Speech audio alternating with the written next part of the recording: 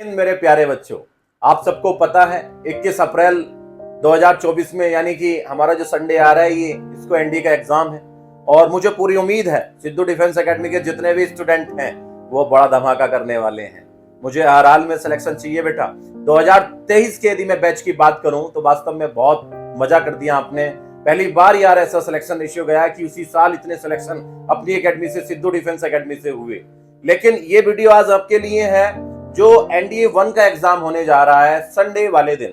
बहुत से बच्चे इस टाइम हो सकता है घबरा रहे हो, सोच रहे हो क्या करूं, कौन सी बुक पढूं, क्या मैटर पढूं। इस टाइम बिल्कुल भी घबराने की जरूरत नहीं है। आपको बस लास्ट मोमेंट चल रहा है उसमें क्या करना है ये मैं आपको थोड़ा बताता हूँ। सबसे पहली बात तो कूल हो जाओ, बिल्कुल साइलेंट, टेंशन लेने की बिल्कुल जरूरत नहीं है। मुझे पूरी उम्मीद है आपका पेपर बहुत जबरदस्त जाएगा।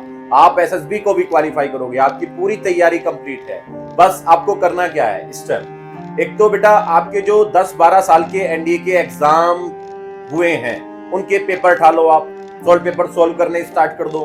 यदि आपने 7-8 साल का भी पेपर सोल्व कर लिया तो आपका एक टाइम बन जाएगा सेट, किस टाइप के क्वेश्चन आते हैं, कैसे आते हैं। वैसे आपने किया हुआ है लेकिन दोबारा से आपके सारे रिवीजन जितने भी टॉपिक हैं अच्छे से रिवीजन हो जाएगा। खासकर मैथ का विशेष ध्यान रखना। अब ये ना सोचना सिद्धू सर आप मैथ पढ़ाते हैं इसलिए मैथ के लिए कह रहे हैं, ऐसा कुछ नहीं है बेटे। एनडीए में आपको पता है सबसे बड़ा रोल सिर्फ मैथमेटिक्स का है, क्योंकि 120 क्वेश्चन आते हैं मैथमेटिक्स के और पहला ही पेपर महाभारत है।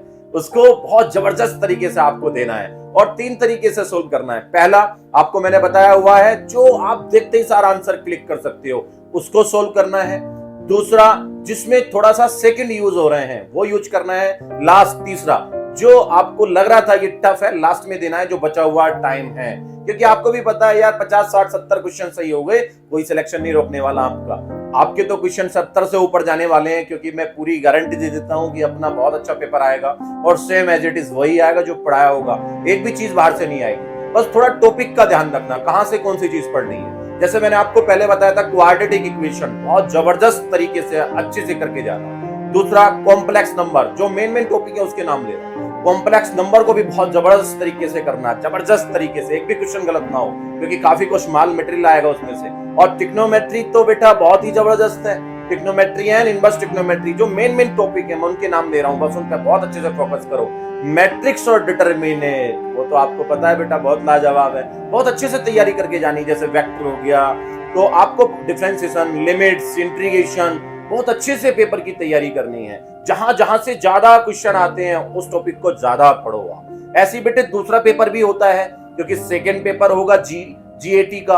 अब जनरल वाला जो पेपर होगा उसको भी बहुत अच्छे से देना है। ऐसा नहीं है कि मैथ ही दे दिया सेकंड पेपर नहीं देना है, क्योंकि सेकंड पेपर में भी पास होना बहुत जरूरी है। उसमें भी बहुत अच्छे से पेशेंस रखो अपने। यार 10-12 साल के जो पिछले पेपर है वो सोल्व कर लो, जीके वीके के बारे में आपको सब पता चल जाएगा। बाकी आपकी तैयारी बहुत जबरदस्त है, हम बहुत अच्छे से जानते हैं क्योंकि हम आपके गुरु हैं। हमें मालूम है जो जो बच्चे इस बार हमारे पेपर देने जा रहे हैं वो एनडीए के 1 को चीर देंगे, चीर बिल्कुल। और बहुत जबरदस्त तरीके से आपको पास होके जाना है, पास होके आना है हमारे पास में। और बेटे बहुत से बच्चे इस टाइम अपने एयरफोर्स में जाने वाले हैं, फेज 2 की तैयारी कर रहे हैं, उनके लिए भी बहुत बधाई।